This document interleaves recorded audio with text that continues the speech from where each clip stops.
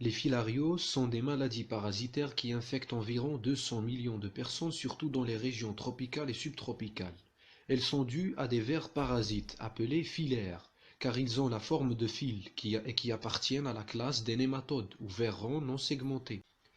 À l'exception des dracunculoses, les filaires se transmettent par piqûre d'un insecte vecteur, des moucherons, des moustiques et d'autres arthropodes hématophages dont seule la femelle est porteuse de larves infestantes.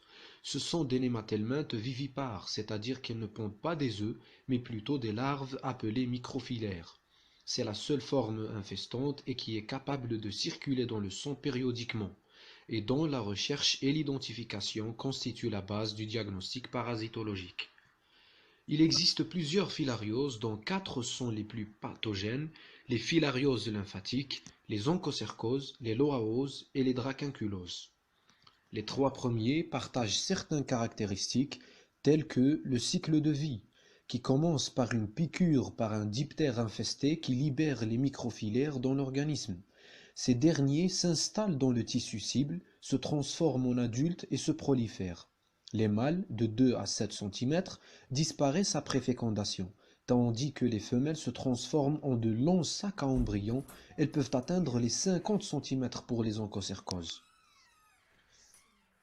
Les filaires peuvent vivre jusqu'à 15 ans, parfois asymptomatiques, mais le plus souvent, il y a des signes qui se manifestent selon le parasite et la région atteinte du corps.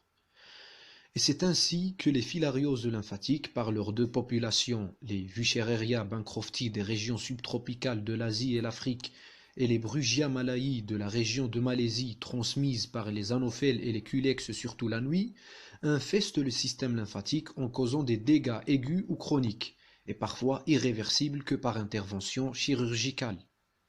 L'éléphantiasis, maître symptôme de l'atteinte, évolue à partir des lymphangites et adénites du scrotum, du sein et des membres inférieurs. Ou, comme les onchocercoses ou volvuloses, connues localement sous le nom de cécité des rivières, car représentent la deuxième cause de cécité mondiale.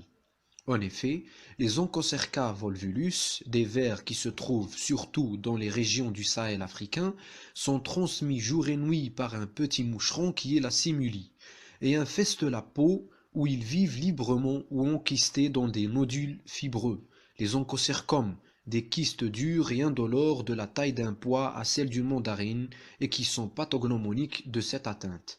D'autres symptômes peuvent apparaître au niveau cutanéo-dermique, mais plus gravement au niveau oculaire, et ceci après une série de manifestations qui apparaît 10 à 15 ans d'évolution. Une héméralopie, qui est une vue faible en obscurité, une kératite, une choriorétinite et finalement une cécité. D'autres filarioses peuvent aussi infester l'œil et la peau, en entraînant l'apparition de signes oculaires et cutanés. C'est le cas de la loaose. La loa, transmise par un taon, le chrysops, surtout le jour, est responsable d'un œdème allergique, migrateur, fugace, et qui touche le membre supérieur. C'est l'œdème de Calabar, aussi pathognomonique de l'atteinte. Le diagnostic de ces 3 parasites repose sur la mise en évidence des biopsies, des frottis sanguins, de l'hyperéosinophilie et d'autres tests plus spéciaux, comme les tests sérologiques, les BCE, les biomicroscopies et le test de Masotti pour l'onchocercose, l'application de méthodes de concentration comme la leucoconcentration et techniques de Knott pour la filariose lymphatique. Un autre point commun est le traitement par le diéthylcarbamazine, avec une surveillance particulière pour la loaose. La prophylaxie prend en compte la lutte antifilarienne et l'élimination des vecteurs par insecticides et larvacides. Le port de vêtements protecteurs et l'installation de moustiquaires sont recommandés dans les zones à transmission. Ce n'est pas encore fini. Il existe une autre filariose qui se diffère des 3 autres. Elle est connue depuis l'Antiquité sous plusieurs noms: ver de Guinée, ver de Médine, de la région de Médine, El Medina, et dracanthiasis du latin petit dragon. La dracunculose est la seule filariose qui se transmet par voie orale. Les larves du Dracunculus medinensis subissent une transformation vers une forme infestante au niveau des cyclopes, qui sont des minuscules crustacés aquatiques des eaux douces et qui peuvent être ingérés par l'homme par consommation d'eau non filtrée. Les microfilaires traversent alors la paroi gastrique et intestinale et finissent par s'installer dans la majorité des cas dans la peau du membre inférieur.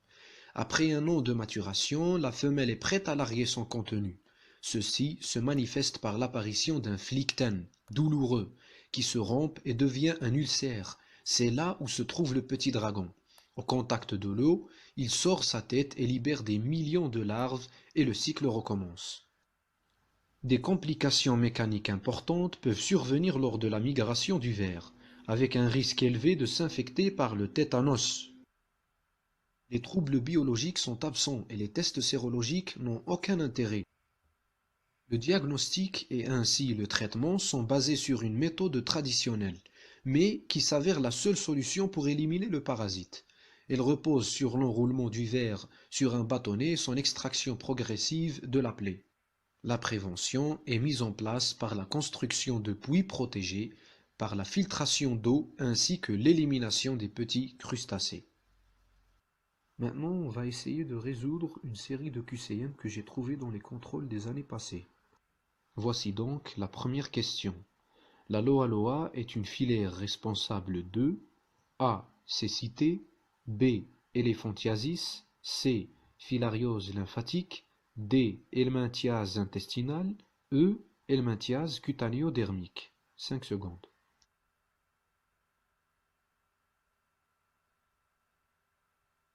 Donc, pour la première proposition, la Loa Loa n'est pas responsable de la cécité.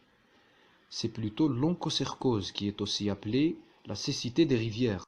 L'éléphantiasis n'est pas un symptôme de la Loa Loa. C'est plutôt un symptôme majeur de la filariose lymphatique. Et la Loa Loa n'est pas une filariose lymphatique. La Loa Loa n'est pas responsable de l'helminthiase intestinale. Elle est plutôt responsable d'une helminthiase cutanéo-dermique.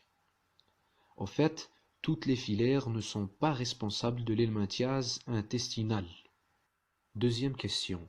La microfilaire de Wuchereria bancrofti, A est à périodicité diurne, B est à périodicité nocturne, C possède un noyau interne divisé en 3, D est retrouvé dans les selles, E ne possède pas de gaine. 5 secondes.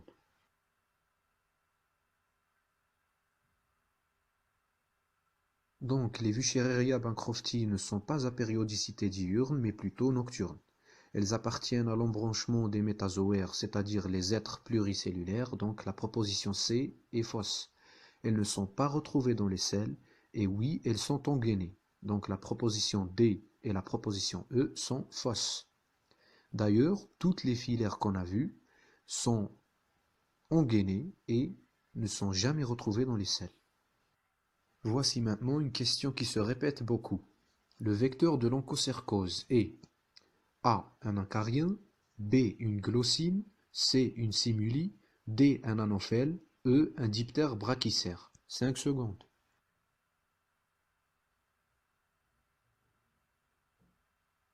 Donc la seule proposition juste est C. Le vecteur de l'onchocercose est une simuli. Prochaine question. La Loa Loa peut être responsable de A. Œdème de Calabar, B. Éléphantiasis, C. Varice lymphatique, D. Helminthiase intestinale, E. Sinicutané. 5 secondes.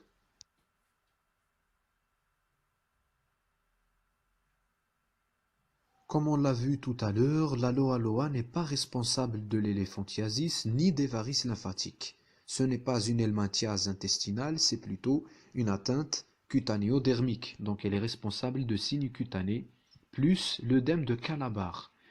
C'est le fameux œdème fugace et migrateur de la Loa Loa. Le Dracunculus medinensis est un ver. A. Transmis par la voie orale, B. Nématode intestinale, C. Cestode intestinale, D. Transmis à l'homme par un diptère, E. Transmis à l'homme par voie sanguine.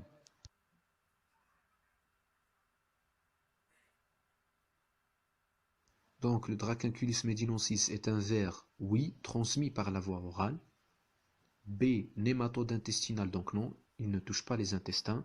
Ce n'est pas un cestode, donc la proposition C est aussi fausse. Il est transmis à l'homme par voie orale, donc il n'est pas transmis par un diptère, et certainement pas par la voie sanguine. Question suivante. Au cours des filarioses lymphatiques, A. L'évolution clinique est toujours rapide. B. Le ver adulte est retrouvé dans les selles. C. La phase aiguë est dominée par les symptômes génitaux. D. Les microfilaires sont retrouvés dans les selles. E. La symptomatologie est dominée par des complications oculaires.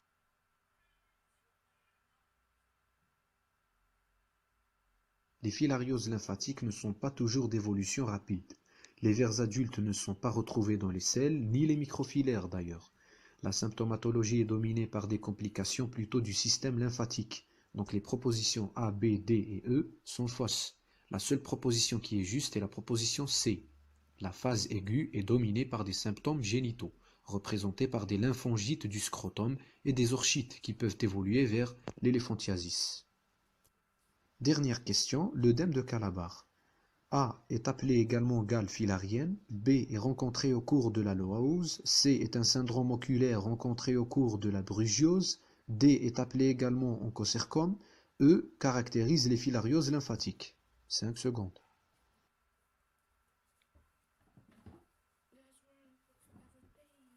Donc souvenez-vous, on a dit que l'œdème de Calabar est un œdème allergique, fugace, migrateur et qui touche le membre supérieur.